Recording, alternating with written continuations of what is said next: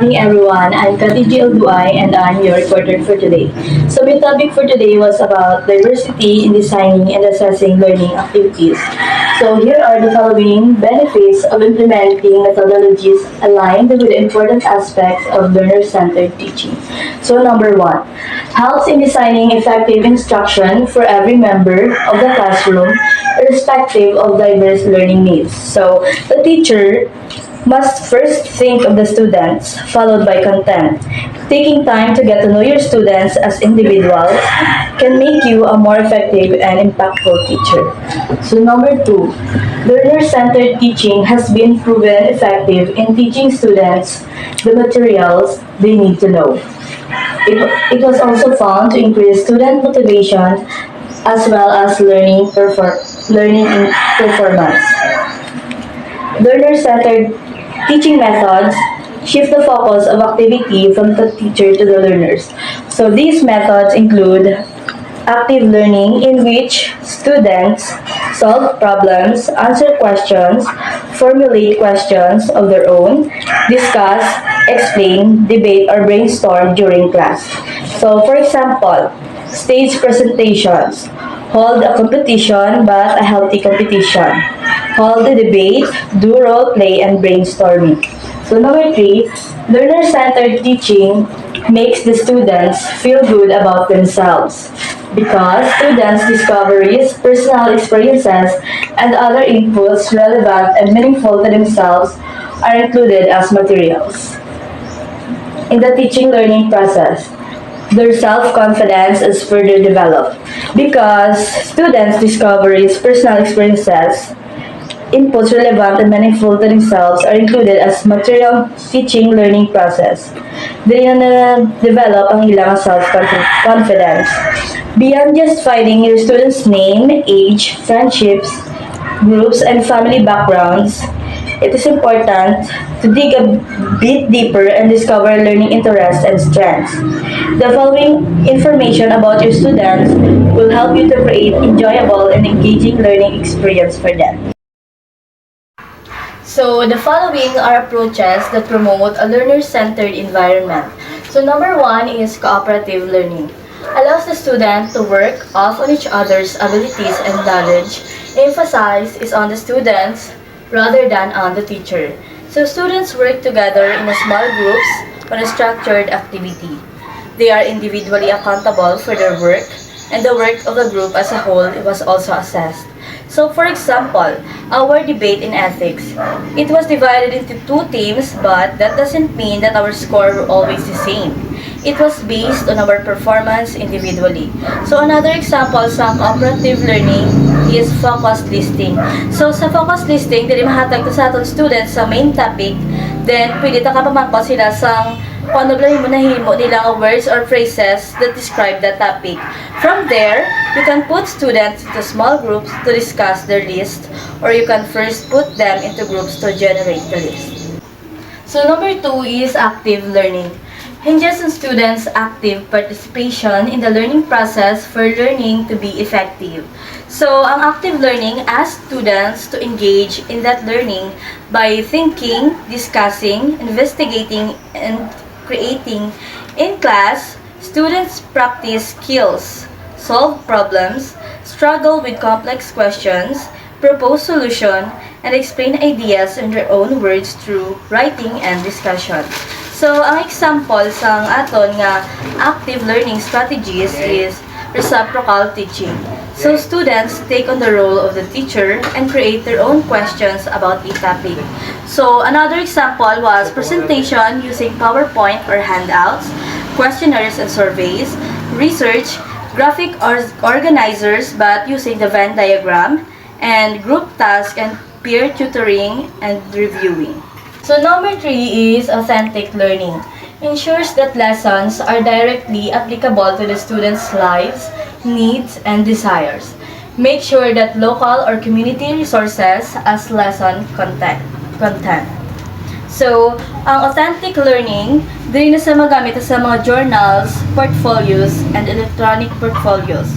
task to design to showcase the student's work as well as give the student a means to reflect back in his or her learning over time. So example, preparing reports, filling in application forms, answering email, scrapbook. In other words, we should provide students with a sense of belonging. So number 4 was cognitive apprenticeship. So put students in a control of direction of their learning. They are guided by a coach or a tutor who will help them meet their own goals. So in cognitive apprenticeship, making one's thought visible. An instructor may communicate with his or her own reasoning out. So examples, observations of experts, both skill and attributes. So, sa cognitive apprenticeship, ang iyan nga component was number 1, modeling, number 2, coaching, number 3, scaffolding, number 4, articulation, reflection, and exploration.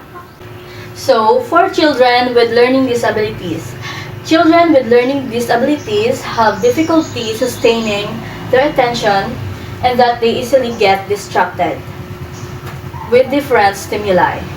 As such, the teacher should exert effort to make the classroom simply arranged and cluttered and quiet. So the classroom should not be too bright or too dark. It would be do well to avoid or minimize the presence of competing stimuli. So analyzing errors in a written or oral assessment is helpful in determining their difficulties in processing rather than looking at answers simply as wrong. Teachers should look closely at errors for clues on the students' processing difficulties. So, ang mga strategies na pili natin magamit is, we should use accessible language. Dapat magamit ito sa language nga maintindihan sa aton nga students. Avoid jargon or long words that might be hard to understand. Number 3, be prepared to use different communications.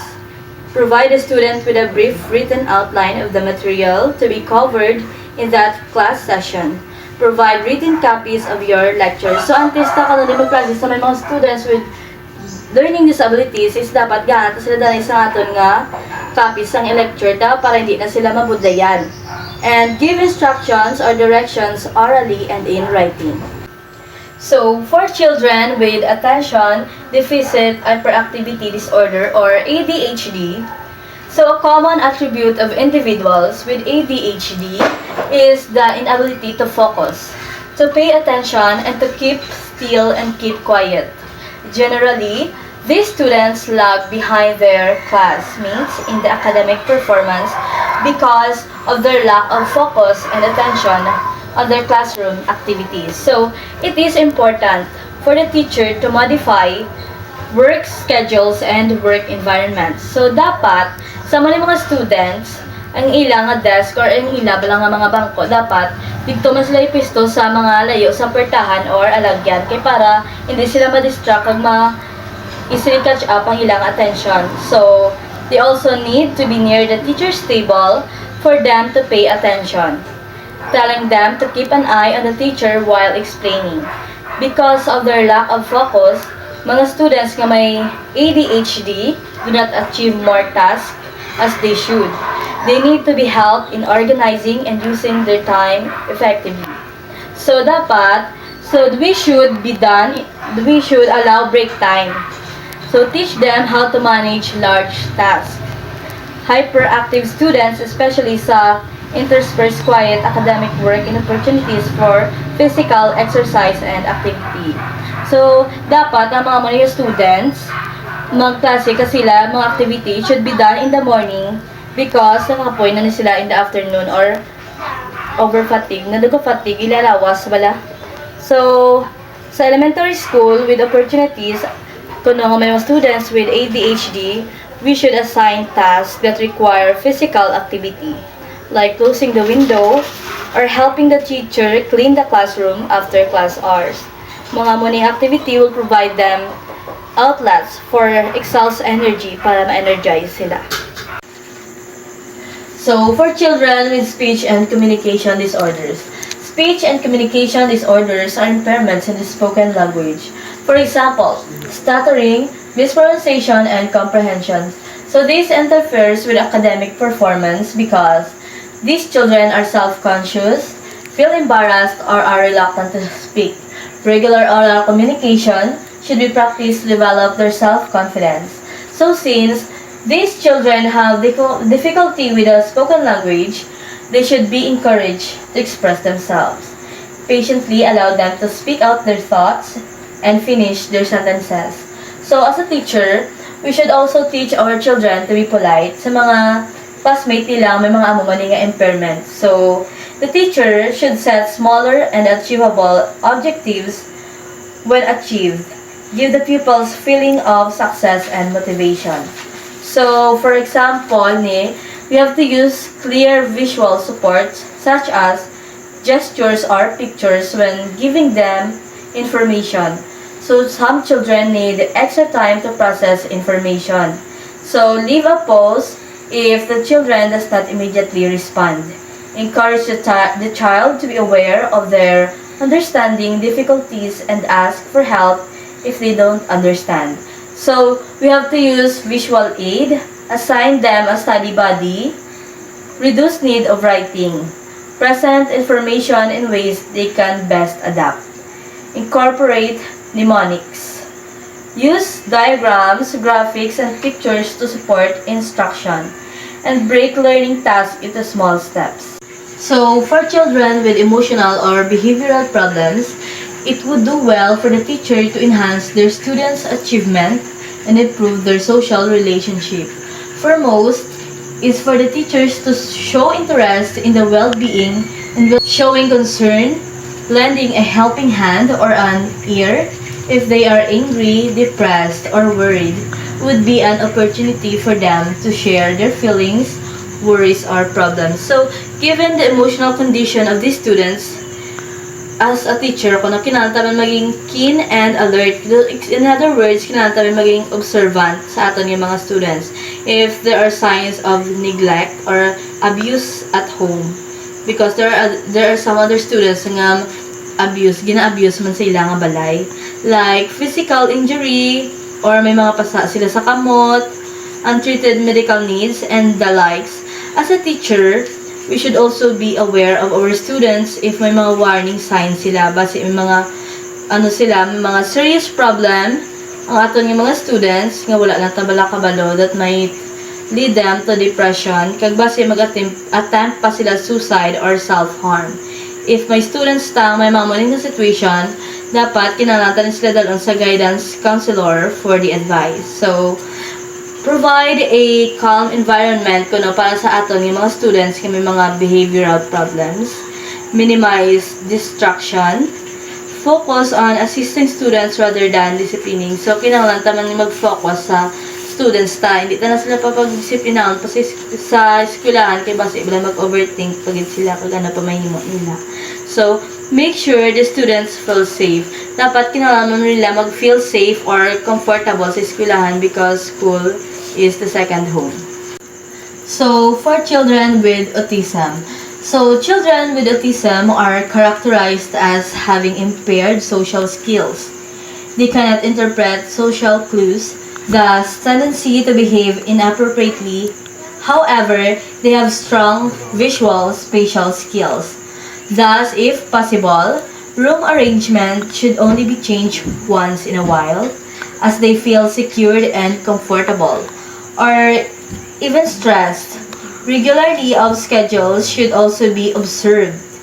In teaching certain concepts, the use of visual like pictures, objects, photographs is highly recommended. So using rewards or incentives man para sa mga children with autism can gain their attention man kay para mamati man sila kag tingwaan man nila makasabat sila mayo. And so, any tips sa mga students or children with autism is that they may help to support the child in learning. So, what you see in the classroom is not necessarily what you get. Kay some children will be putting a mask to hide their difficulties. So, create a pupil passport. Kag ang mga children nga may autism, mag-struggle man ni sila to navigate sa mga school building. Remember, kusang ilang mga gamit, kag record homework efficiently. So, kinalaman na kung kaklase na, kinalaman mag-take a break. So, we also have to be aware of undiagnosed learning difficulties. Children with autism can have average or above average skills in some areas, but deficient in others. Kag kinahanglan sila magklase, dapat klarohon taman sa ila. Use social stories to talk to the child through any social misunderstandings. Help ensure that they're not victimized by other children. By teaching their peers about autism spectrum condition and talking about and celebrating differences and similarities. So, just like sa movie nga nalantaw ko about a good doctor, so his name was Dr. Sean Murphy. He is a doctor with autism, but he is also prone to discrimination, but he is doing his job and si makasiling kitod may autism sa, pero aba naman sa mag-operate and manage ang iya mga client da, or mga iya balang mga patient balang may mga masakit ha na-operate naman successfully. Kag another example sa students sa mga may autism, kay just like sa amon lang nga tupad balay balahaw may ari man sa autism kag struggle man sa ila nga eskwelahan. So ang autism gali guys is brain abnormality in which it is hereditary or by environment man. So I want to share to you sa nga man nga may kilala mo ko nga may autism which is struggle sa sayang study kag sa iya, yung naka-eskwela mo sa normal school, pero decide lang iyang mama nga dira na sila sa balay nila, kaya nga prone man sa discrimination kag ginabuli sa eskwelahan. And kagi man sa eskwela sa SPED, kag ang gali sakit gali ng autism gali, mayara man sa gali bulong man gali nga makapaumpaw, kag may therapy man na sila. So for children with social and behavioral disorders. So children with social and behavioral disorders usually lack interpersonal social skills. They have difficulty interpreting social clues. As such, they should be taught interpersonal skills, techniques like group work and cooperative learning. Partnering with peers and adults for academic tasks are suggested to improve their interpersonal and social skills. So, it is also important for us teachers to communicate to our students expectations of behavior, which should be done in simple and precise language. Expectations should be on making them understand kung ano ang difference ng appropriate and inappropriate nila nga behavior. So for example, they should be taught when to talk.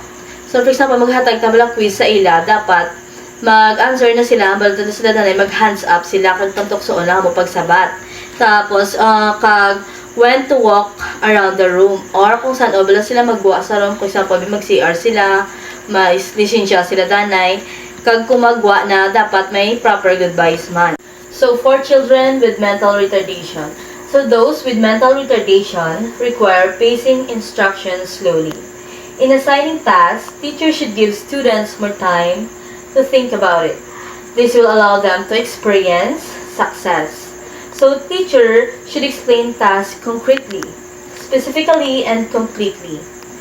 In explaining to, start with easy material, progressing to more difficult ones.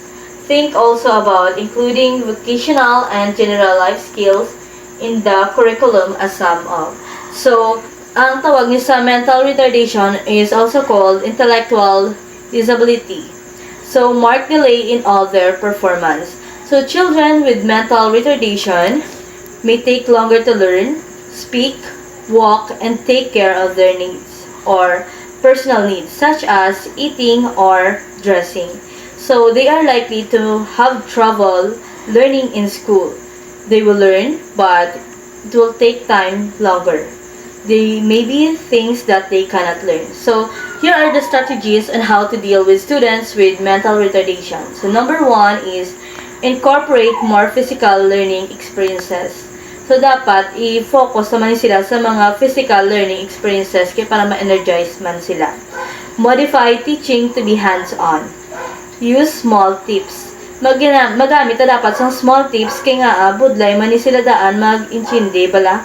It will take them longer na. So, encourage music in the classroom.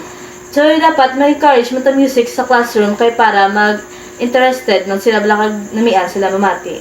Provide visual stimulus. Kag na kailangan tagid mag-provide sa visual stimulus kay para ang magano sila bala ma-attract sila dali-dali kag maintindihan nila mayo. Kag iklaruhon taman sa ila kung ano ang consequences sa ila nga inappropriate behavior. And they should be followed through. Dapat ipahibalo tagi sila kung ano lang makuha nila kung himuon na nila. So, for children with physical and sensory impairments. So, those with physical and sensory impairments like those with physical and health problems experience limitations in learning. Thus, teachers should have better appreciation of these limitations and, if possible, know how the student feel. It is also required from the teacher to know what to do in emergency situations. So, for those with visual impairments, they should be first oriented with the layout of the classroom, know the important objects and parts are located, and what sounds like that of the bell mean. So, tagaan tani sila ang modalities for learning, like giving them objects which they can feel and touch.